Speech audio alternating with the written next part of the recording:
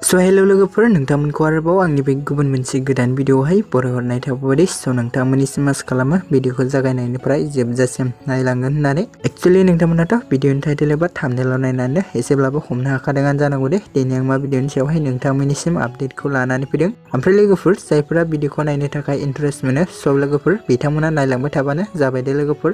ओमफ्राय लोगोफोर जायफोरा दासिमबो जुदि चेनेलाव भिडिअखौ गोदानै नायगासिनो दङब्ला नोंथांमोना बेबायदिनो गोदान भिडिअफोरनि नटिफिकेशनखौ मोननो थाखाय आंनि गोदान चेनेलखौबो साबस्क्राइब खालामना लाग्रोबानो जाबाय दे लोगोफोर। एक्चुअली लोगोफोर आं दिनै मा भिडिअनि सायावहाय आपडेटखौ लानानै फैदों नोंथांमोना भिडिअनि टाइटेल बा थाम्बनेलाव नायनानै एसेब्लाबो हमनो हाखादोंआनो दे लोगोफोर।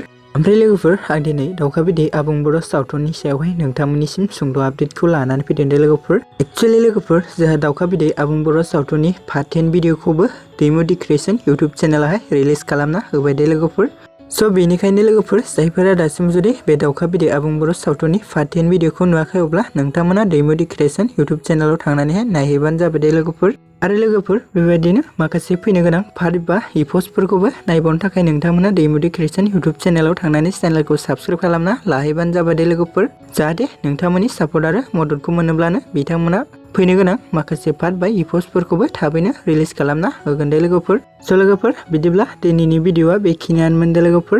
आसा खालामो नोंथांमोना भिडिअखौ नायनानै मोजां मोनबाय। भिडिअखौ जुदि नायनानै मोजां मोनदोंब्ला अननानै चेनेलखौ साबस्क्राइब भिडिअखौ लाइक आरो कमेन्ट खालामनो दाबाव दे लोगोफोर। मानोना नोंथांमोननि सापर्ट आरो मददखौ मोनोब्लासो आंबो गोदान भिडिअफोरनि नटिफिकेशनखौ नोंथांमोननिसिम शेयार खालामबाय थानो हागोन दे लोगोफोर। लोगोफोर जायफोरा दासिमबो जुदि दाउखा बिदै आबुं बर' सावथुननि इप'स्ट 10 भिडिअखौ नायाखै अब्ला नोंथांमोना थाबैनो नायहैबानो जाबाय दे लोगोफोर। आरो लोगोफोर जायफोरा नायखांबाय कमेन्टनि गेजेरजों फोरमायहरनो दाबाव दे लोगोफोर। जायफोरा नायाखै थाबैनो नायहैदो दे लोगोफोर।